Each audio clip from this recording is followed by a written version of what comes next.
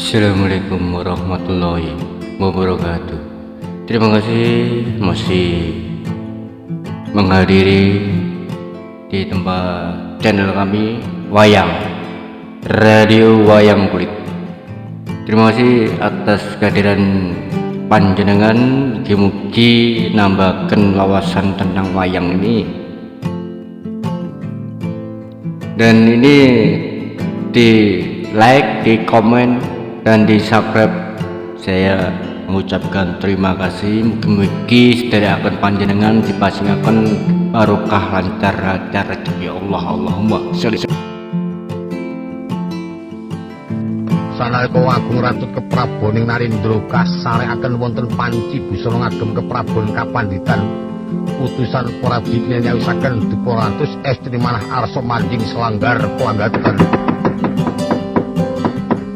buku sing dipokakon sumunduling angkasa kaki diri dinampa marang Kang Murba dumadi Panekung Sri Maharaja gancang carita gelis kang munggel kawi sigeg inggih wonten ing pamujan Kutapa inggih wonten pagelaran dalu Raden Kintaka Murti ngawi saging para wadya bala anyaketi marang lenggahipun ingkang Raka Narendra telukan Narendra sangka kraton ing Pluradawerdi anti para wadya bala biyo ngangsek pasih banyu kapan mawas marang kang layi anyaketi budaling para wadya bala dilu sangka Mandra pindha mina katubruk jala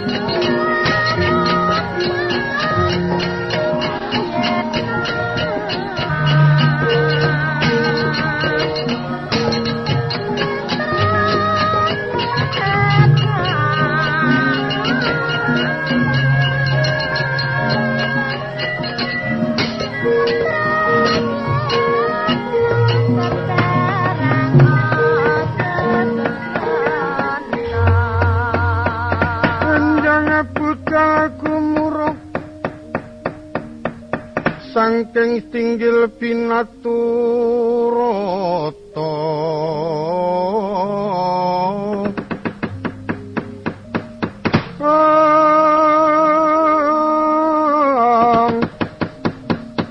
tinon lir surya medhaling latri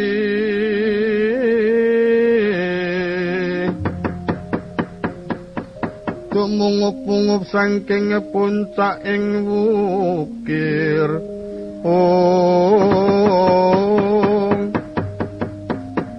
amadang ana jagat raya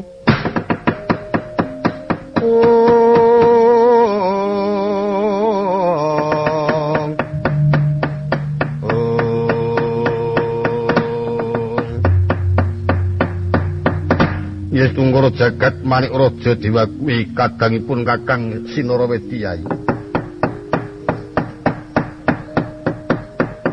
Pun Kakang kepingin bakal cumadung dawuh. Pangandikane pepundhenku ya kadang kuwerda. Enggal jeneng para yayi Medarna sabdane Koko Prabu tatkala ana Stinggil Binaturna. Pepundhen kula Koko Prabu Dirgamuka. Kepiye Yayi? Keparenga kula munjuk atur wonten ngarsa paduka. Mbok bilih wonten tumpang sawaturipun ing rayi mugi kaparingana gunging samudra pangsami. Murta enggal ngendikakno kadiparan sabdane Koko Prabu. Rikala wong Stinggil Binatur kena. Koko Prabu ngendikaken bilih nampi wangsiting Jawata. Negari ing Guwa Kintaka saged tata titi tentrem lan Koko Prabu anggenipun ngasta pusaning praja badhe dados pinunjuling para ratu. Nanging menawi saged palakrama kaliyan widodari kayangan Cakra Kembang. Garwanipun Sang Hyang Kumajaya ingkang wewisik Batari Ratih. Menawi boten saged kaleksanan dados idamanipun Koko Prabu boten saged cocok kaliyan dawing Jawata. Mboten badhe saged tata tentrem sak lami-laminipun. Jagat Dewa Bathara. Batari Ratih iku wis ngladeni marang Dewa Sang Hyang Kumajaya. Mekaten. Senajan to Koko Prabu nampa wangsiting Jawata ora luwih prayoga neges dhisik ana ngersani Kang Murba dumadi. Wangsit iku apa pancen wis kepara nyata apa iku calon bakal njlomprongake marang Koko Prabu. Awit Yayi ngendikake menawa Koko Prabu bakal ngrangsang widodari mongko wis ana kang mengkoni. Jroning pamikiripun Kakang kumelap kaya ninggal bocah ana pinggir jurang. Agi gawe widodari kang legan durung kinarwan yen bisa kelakon apa maneh wis ana kang mengkoni. Kathah para kawula senajan to Kakang kepatihan piyambak sampun munjuk atur prandene Koko Prabu wis saged mendho. Ingkang kapatah sowan ngersanipun Sang Hyang Permedi Bathara Guru ngirahi dasat kula piyambak. Menawi pancen pun paringaken sedaya Purwadya Bala supados cecawis plangki jumpara tandukremun lan ugi menapa ing dados kersanipun Jawata minangka dados pitumbasaning calon pinanganten kedah saged ngleksanani. Nanging menawi dipun damel angel kelampah dipun kukui menika malah prayoginipun kayangan dipun dadosaken sungsang bola bali. Togok kula kene rada maju kene, Gok. Nggih. Iki ana rembuga mangkene iki mbok iya Togok bisa ngaturake murih prayogane. Lung, apa? Kene lenggah kene, Lung. Ora wis kene wae kok, Kang. Ora wis kowe pokoke kerja ra kerja linggo kene. Iya. Wis meneng wae serasa nyuwara apa-apa butuhe kowe melu aku. Iya wis. ngetutake jodohmu. Iya.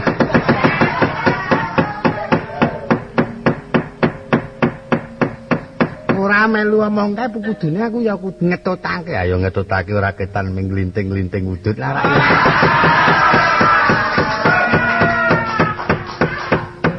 Manut wae kok. Lah iya, arep kepiye upama arep mbangkang wong kowe pancen kudune karo togop. Ora ana togop ora ana bilung mengko Cotho. cotho. Togok ra ana bilung mengko togoke ya mtiyak-yakan. Ora wae. Ora iso nek baku aja dianggep aku togok-togokan ki ora. Aku togok murni kok. Wonten paring pangandika Raden. Kowe ngerti kalangan Suralaya? Suralaya lenggahipun para dewa. Iya. Ayen kula ngertos wong rumiyin kula menika gegriya wonten Suralaya. Kowe kok limatur kok sajak geguyon kok dadi kowe omah-omah ning Suralaya. Lho menapa panjenengan dereng prisa? Kula niki awon tanpa rupi rumiyin dewa. Oh. Bener togop iki dewa mbilung. Lah nggih dewa riyen ning saniki pun kendel. Lah kowe Kula nggih dewa nek dakoni. Ning saniki kula nggih pun kendel kok saniki nek biyen nggih tetep anggota dewa mrika ning saniki. Kula pun mboten teng mrika kok. Dados nek saniki ngoten dados anggota Mekarsari nek.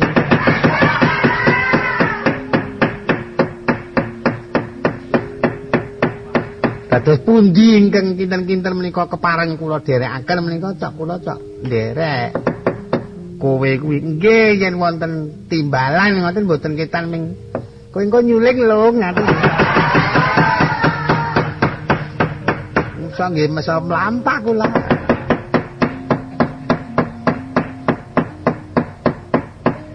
Aku arep sowan ngersani pukulun Bathara Guru mengko larapno ya Togop. lah menggah kersanipun aku didhawuhi Koko Prabu supaya nyuwun Betari Ratih garwane Sang Hyang Kumajaya. Weh, ampun temenan.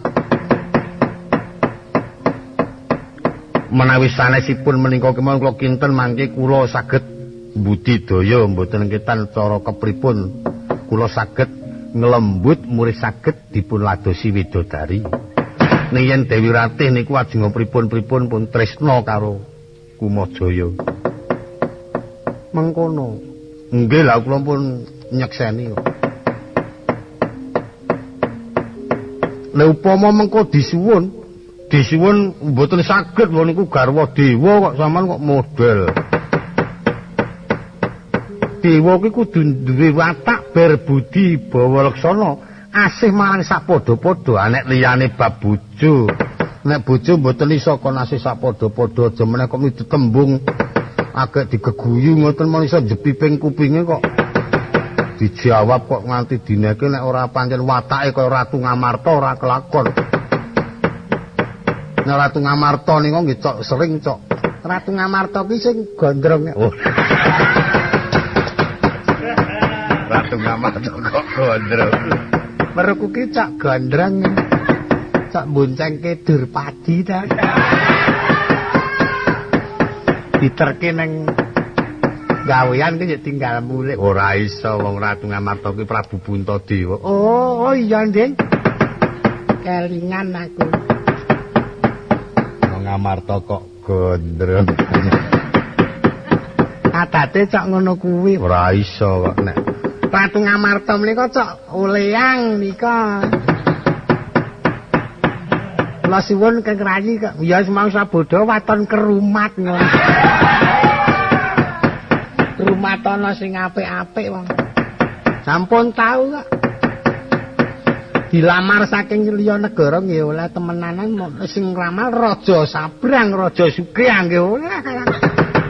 Raja Sugih anjuk nganti didukokke gendaraan. ora ana Durpadi kok tukoke kendaraan. Reka-reka senes niku Ding. Bilung nek reka-reka ta.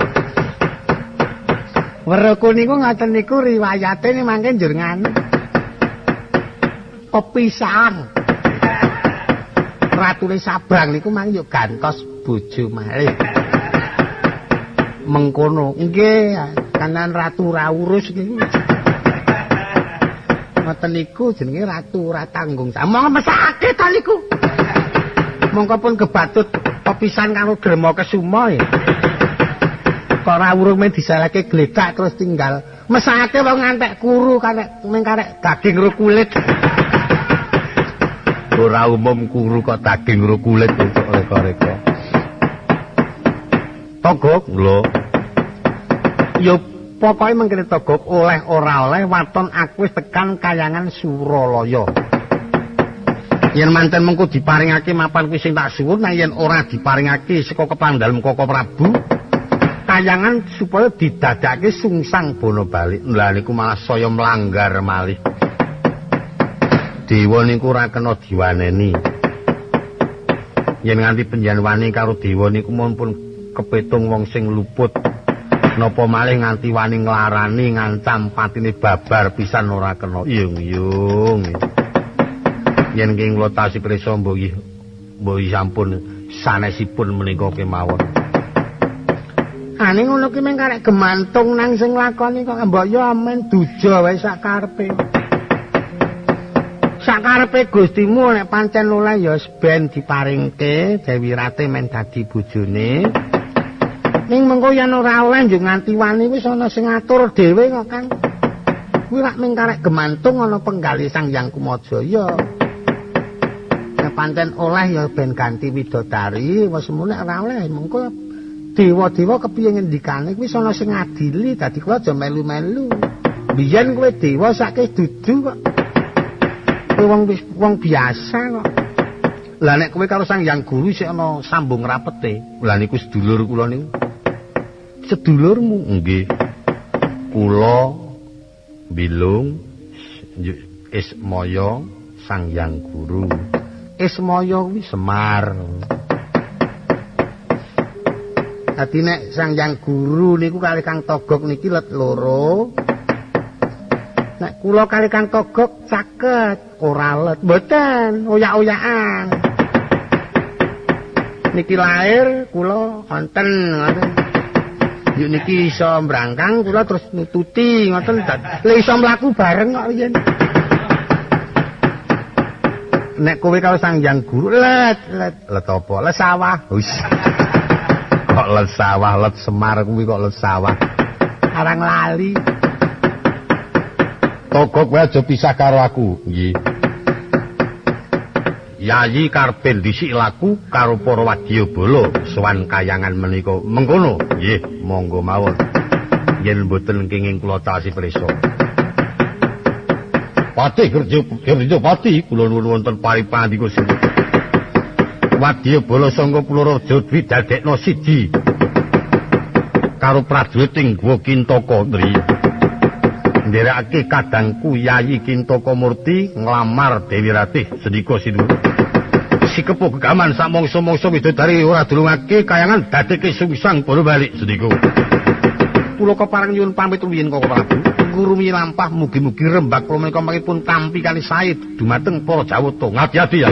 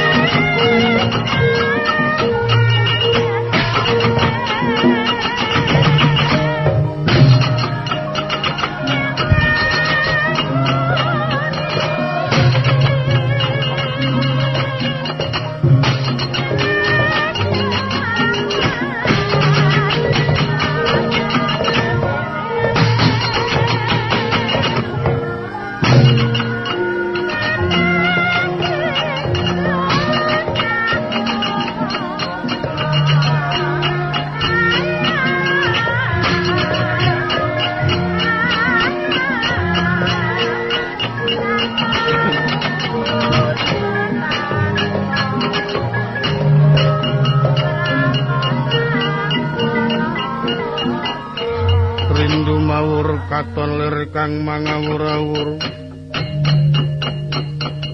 tinon pindho tengaraning prajurit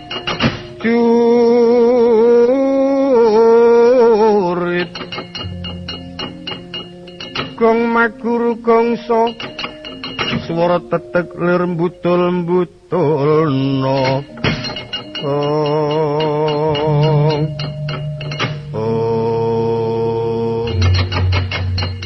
Tunggu kula Yayi sak wadya balane wis ndisiki laku kowe karo aku sakwentara kanthi prajurit tutwuri lakuning para wadya bala sing nderake Yayi Kintakamurti nggih.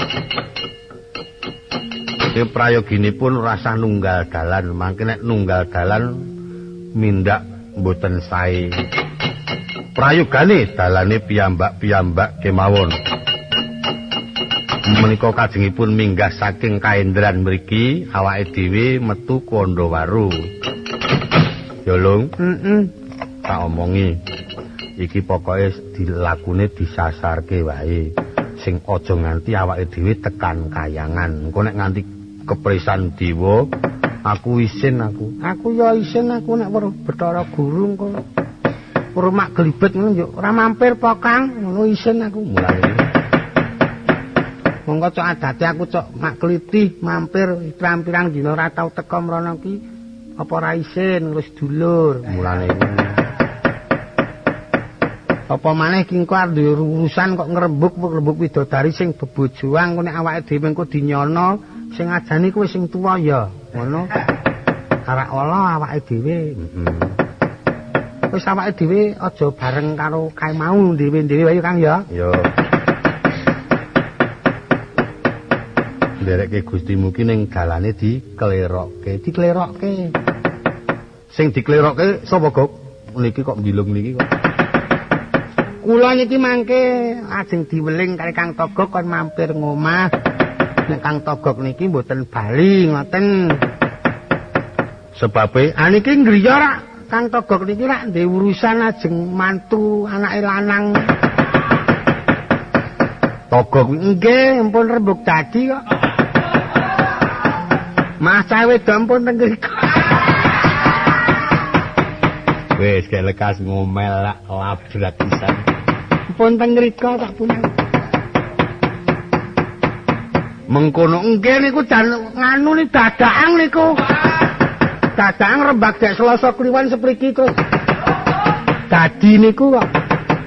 Mbaya aja ngomong kok nek Gustimu teka nyumbang rak ya. Aku sing isin ora arep ulem. Malah beneran jaluk ana sokongan. Ngono kok sokongan. Ayo Togok ngetutake laku. Monggo kula derekke ning aja ngomong-ngomong nek tak sasarke lho. Iya, Kang.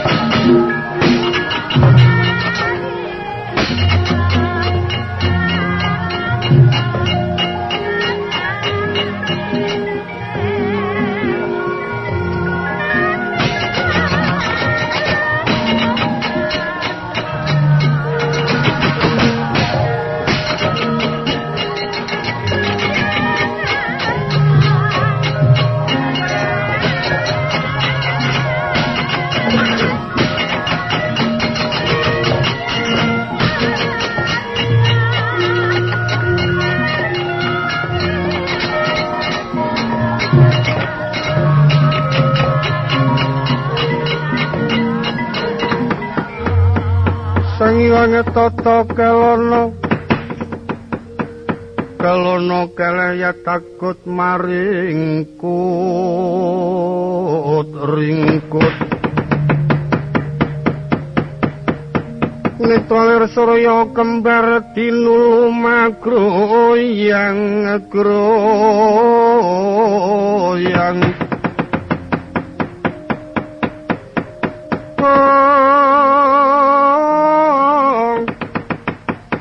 Gereng-gereng suarane lir guntur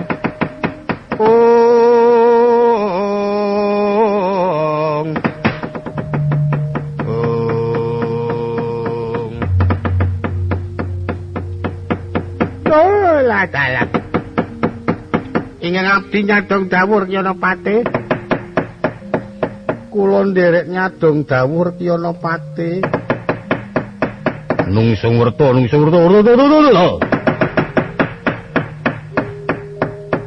Kowe bocah tumenggung. Nggih, kula kang abdi pun tumenggung randu kentir.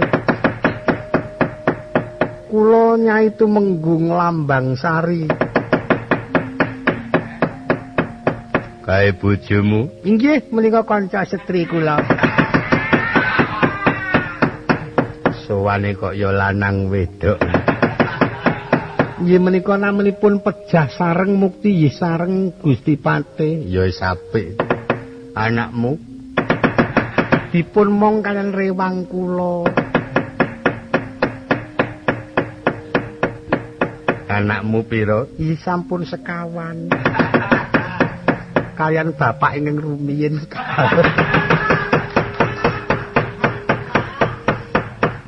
kalian ingin saking ngerti kidul setunggal sono wae lajeng ing kantun menika kalian kakang menika ya setunggal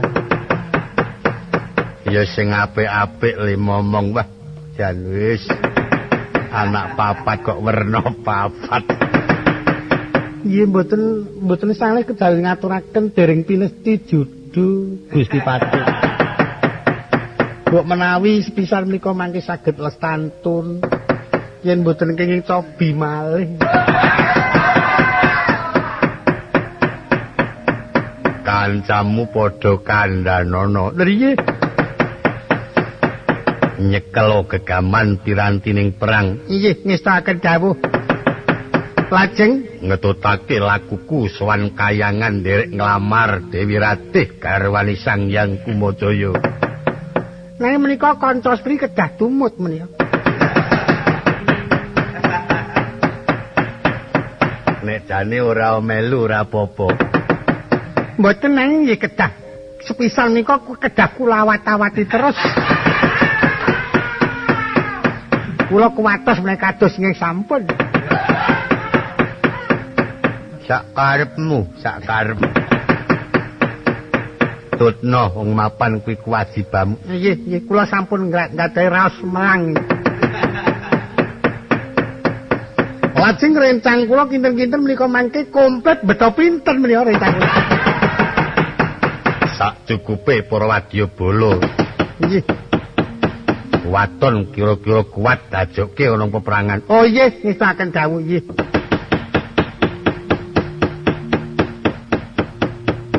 Mbok Nisri.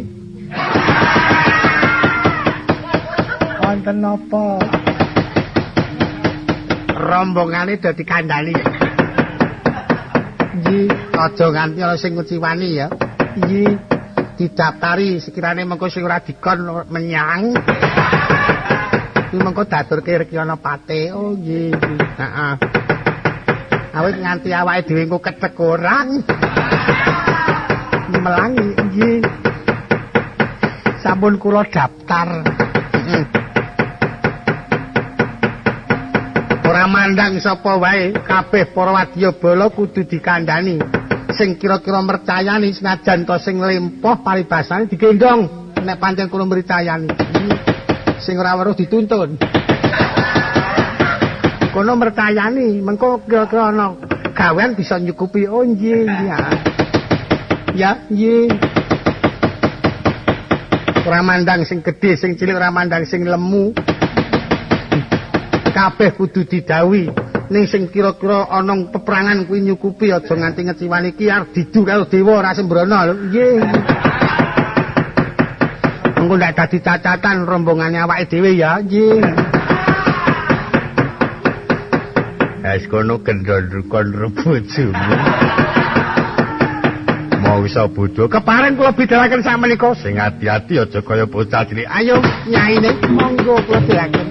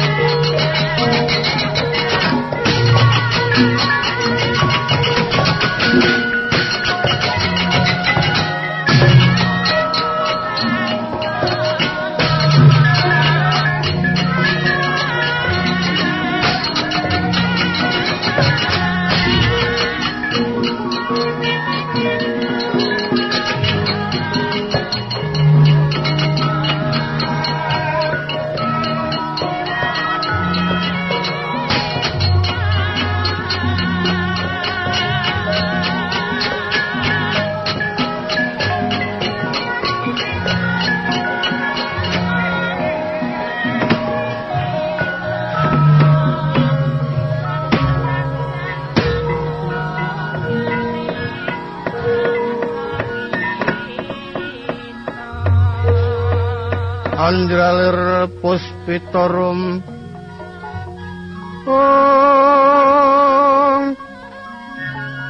katiyuping samirana amre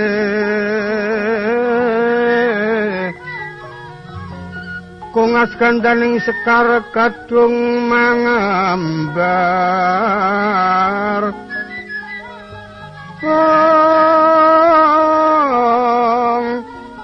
kasiliring mondro katon raras rumedenging akasa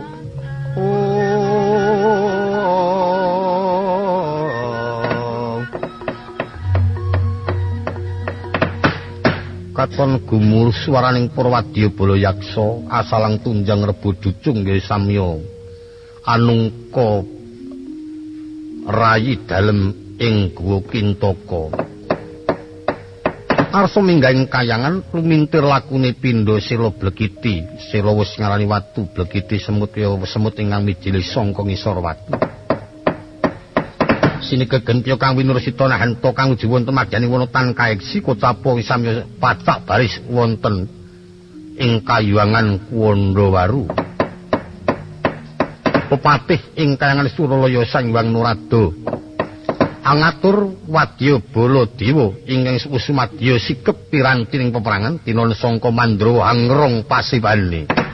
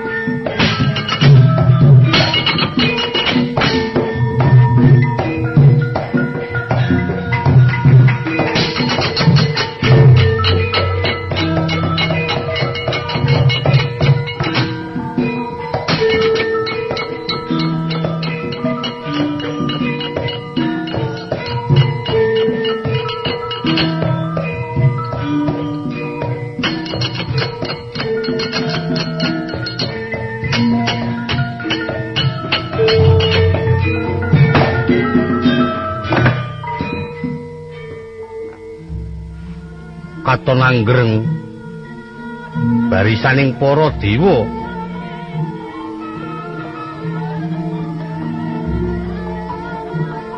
sumadya segelar papan wonten ing kayangan Kuwandawaru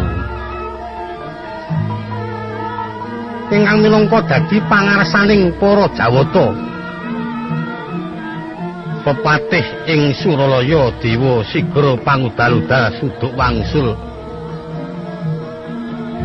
Sang Hyang Narada ya Bathara Kaneka putra.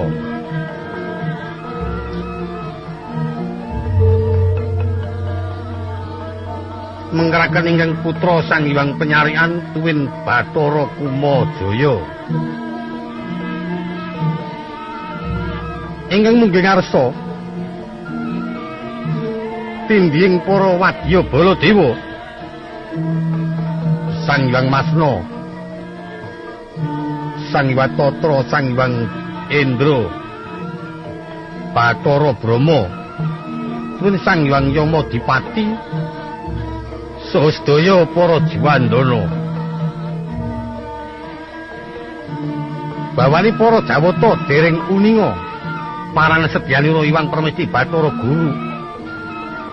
Andhawaken para apsara kinen pacak baris wonten ing kayangan Kuwandawaru. Ing riku Sang Hyang Narada arsa medhar sabda kepareng kawijiling pangandikan.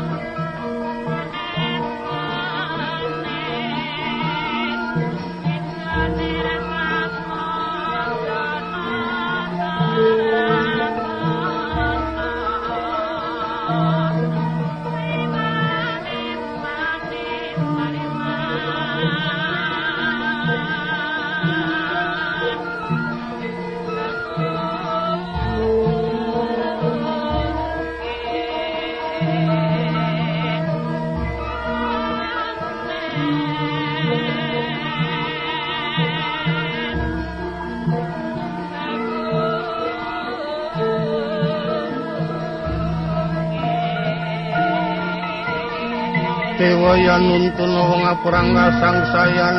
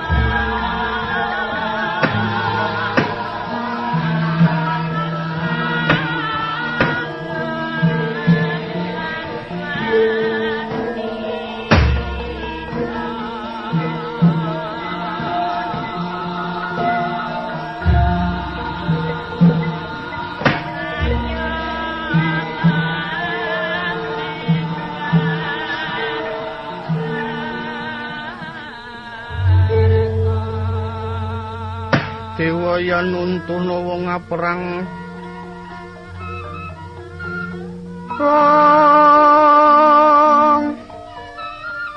yen nuntuna wong perang kasangsayan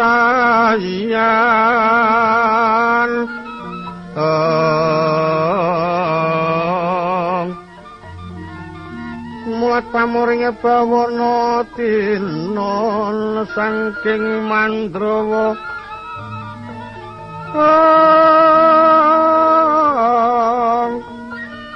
suminar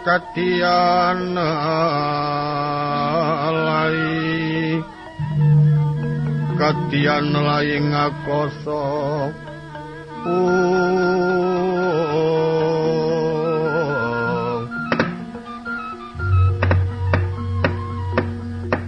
Ong Siwarsana mengko ta para Atmaja Ulun putra-putra kayangan Suralaya kula Wanrada wonten paring pangandika wonten dawuh Wanrada wonten paring pangandika Wanrada ingkang putra nyadong dawuh Wanrada senajan kula nyadong dawuh kabeh para dewa ulun paring prisa sekirane apa kita wis padha uninga Adi Permesti dawuh marang ulun supaya ngatur barisaning para dewa ana kayangan Kuwandawaru ingkang putra dereng mangertos menapa ing dadosaken kersanipun pukulun Bathara Guru dene para putra-putra Jiwandana kepareng samya makuwon wonten ing kayangan Kuwandawaru Seladanipun putra ki kepengin badhe mangertos menggawi gatosipun mengkene nggih miturut sangka ngendikane Adi Permesti Bathara Guru iki kayangan Suralaya arep kunggahan parang muka sangka Mertapada oh ngilaing saking Mertapada sinten Wanrada Prabu Dewa Kintaka ingkang kepengin bakal nggarwa widodari ingkang mongko ingkang digayuh marang Prabu Dewa Kintaka iku ora sembaranganing widodari tegese ora widodari kang isih legan nanging milih widodari sing wis winengku dening dewa yaiku garwane Bathara Kumajaya Dewi Ratih bakal dikersakake dadi prameswari ing Guwa Kintaka ngilaing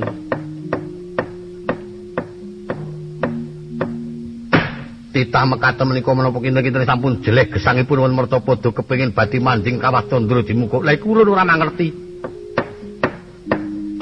mula kabeh para dewa kapasrahi supaya njaga lan makuwon ana Kuwandawaru iki mengko sak mangsa-mangsa titah Mertapada kang wis kasebut ngarep cilik utusan gedhe kemandang dhewe munggah ana kayangan bakal nyuwun widodari kabeh para dewa kudu sumadya tata-tata panuling titah ditolak yen pemanggih kula ngaten menawi ingkang dipun gayuh menika widodari ing dereng dipun wengkoni dening para dewa menika dados tanggal jawabipun para putra-putra dewa ya nanging gandeng wedal menika ingkang badhe pun gayuh menika widodari mongko sampun ngladosi dewa iya menika Adi Bathara Kumajaya menika gumantung ingkang kagungan garwa kepareng menapa mboten yen pancen kepareng kula panjenengan mboten kenging nanggulangi mapan sing kewajiban wis ngrilani ewa semono yen pancen Sang Hyang Kumajaya menika ora marengake menika kudune pasrah karo dewa-dewa njaga keslametane Sang Hyang Kumajaya sak keluarga iki Sang Hyang Kumajaya genah yen ora marengake awit wis didangu marang Adi Permesti Bathara Guru trima lebur jagate senajan ratih semono uga trima manjing kawah tenimbang ngladeni titah Mertapada lah niku kudune Sang Hyang Kumajaya pasrah kalih kanca-kanca dewa ulun sing dadi wakil Sang Hyang Kumajaya kula sumanggaken para kadang-kadang kula jawata mbok bilih wonten kedadosan mugi kersa amayungi dumateng panuwunipun kula lan diajeng ratih anjaki bebaya saking Mercapada. Nek pancen ngono tak jaga, aja kuwatir. Bojoku nek kebadut tresna, aja kok ming lara mati dilakoni. Inggih Kakang Yamadipati. Aja meneh bojomu sik enom tur ayu, Mbak Ayumu kuwi. Tur ketoke ora sepiro udawedanane karo aku gemati. Nyatane angger aku bali saka kayangan kondur sila mangumpeng wis pedhoke nang ndir pager. Arep mangkat tutke tekan ngarep pintu digawake tase. Wis tau kelaleni ketekeri. Mergo rawane nggawa kete ning dicengkiwing nggo cedhet. Awit semelang yen nyekel mestaka kuwi ndak kualat ya ming dicengkiwing pucuke kecedhet kae dikewer-kewerake. Kuwi kapan lampun wingenane nika wae dek kula jeng sowan teng kayangan njur malah wonten peristiwa. Dewa kok ngerti peristiwa. Sida-sida njuk sami wangsul nika.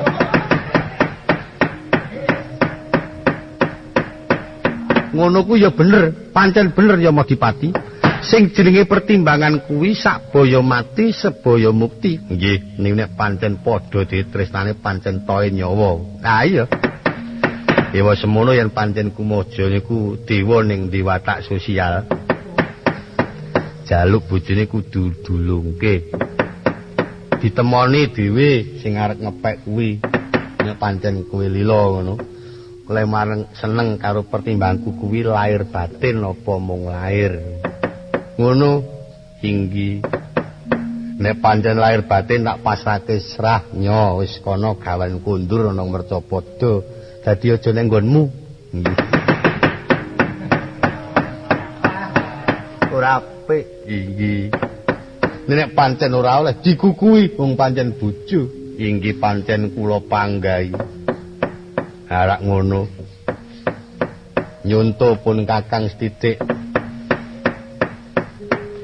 Katresnane Mbak Ayumu karo pun Kakang kuwi contonen sak boyo mati sak boyo mukti temenan tur ana ngomah ora tau Mbak Ayumu tak pasrahi gawean ki ora tau ming tak kon lenggahan karo gaweke daran karo aku nek dong aku kondur saka kayangan ya kaya ngono kae gemapyuke tekodhok terus disabun mengko terus tawani sare terus digaweke jamu. Mula aku nek esuk kudu mulih. Mengko angger bocah-bocah padha mlumpuk terus padha tak dumi nyepuluh. Yo tak kon lunga. Oh iya. Mekaten Kakang Bathara. Lah ya kuwi contonen sprenene kuwi aku karo mbahmu nek pisah ora iso. Ayo mingkari sing padha prana ngati-ati, anggepen yen titaki yen bakal ngraman Suralaya wani karo Dewa. Aja dianggep yen kuwi bakal ngrebuk widodari, anggepen malah keraman nekani. Sendika. Penyarian wae sing ngati-ati, ngaten wae, sak mangsa-mangsa ana kedadian supaya sing waspada titah sing angkara murka dititi, titah kang jujur dititi. Ngestakaken dawuh. Ulun wis mangerti iki ana kumlebeting gendera ingkang munggah kayangan. Mengko gek sujiwa iki titah Mercapada wis manjing ana wewengkon kayangan Suralaya. Amri prayoginipun Wanarada. Panjenenganipun Wanarada ampun ngantos adrih ing perkawet. Mugi lajeng kapapakna sinten ingkang beta gendera minggah kayangan kados dene barisaning wadyabala badhe ngluruk peperangan. Kita aja pisah karo ulun penyarian. Iye wae. Jajal dipethukaken pancen iki kang bakal ngraman ing kayangan badhe tundung supaya bali Mercapada. Ana kebajute mbangkang cekel lebokke kawah Candra dimuka dadi landhesaning kawah. Nuwun ngestaken dawuh. Namung para kadang kula Jawata kemawon kula aturi sumadya tata-tata mengkono Adi Bathara, mengkono Adi Bathara. Ya Madipati, kula wis sing ati-ati sekirane titik engko bodho kali banjur jabuten nyawane ngestakaken dawuh.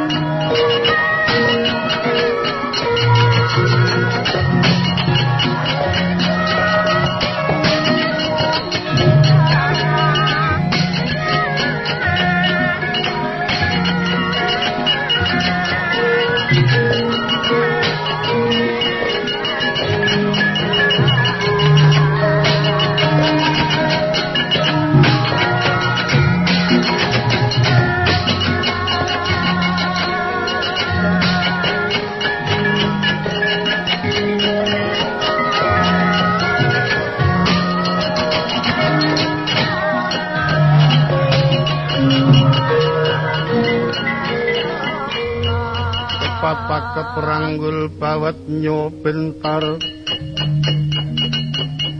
mawas isang suranggong karo mangsa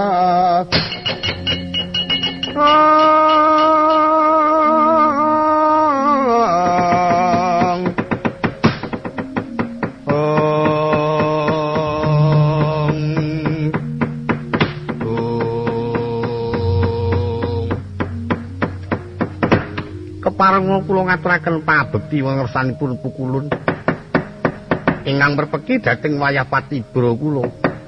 Ya, kulun trima kita ngaturake pabekti ana ngarsa kula. Kita titah sangka ngendi sapa kang dadi kekasih kita? Rai Dalming Guwa Kintaka kekasih kula sampun sudi mestani dumateng ing wayah. Kula pun Kintaka Murti. Lah ingkang ana mburimu menika Wadyabala. Abdi dalem tumenggung Jaya Karneli.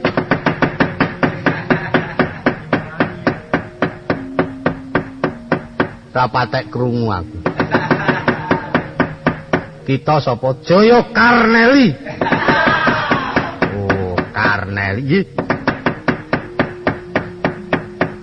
Panjenenganipun sinten pukulun ulun pepating Kayangan Suralaya. Bathara Narada ya Kanika Putra. Lah inggih lenggah wonten pengkeran ulun Bathara Penyarikan. Wadalah, waduh. Dewa niku nggih wonten carike barang. Ya mestine dheweke sing kewajiban ngatur para dewa, ngatur rombongan mengkono. Oh, mulane sak-sakane pulpen. Yen ngaten menika klebet ingkang ngebasi ora. Kita bakal lumawat ana ngendi Kintaka Murti? Estunipun kula badhe sowan ngersanipun pukulun Bathara Guru langkung kesinggihan sanget gandeng kula dherek mangertos merginipun. Kepareng kula nyuwun tulung dumateng pukulun Kaneka Putra mugi pinaringa kawelasan kalarepna sowan ngersanipun pukulun Bathara Guru. Amung kuwi gatine kita bakal keping ngadhep marang Adi Pramesti Bathara Guru. Yen menapa kinten-kinten mboten waleh upamiyata kula aturaken ngersanipun pukulun Bathara Narada. Wis ora ana bedane matur sing kani prasaja. Yen wis bisa purna atur kita lan ulun bisa nekseni mengko yen pancen becik ulun larapake. Yen ora becik duga prayoga ana ulun pribadi. Niat kula badhe sae, awit kula kautus dumateng Kaka Prabu.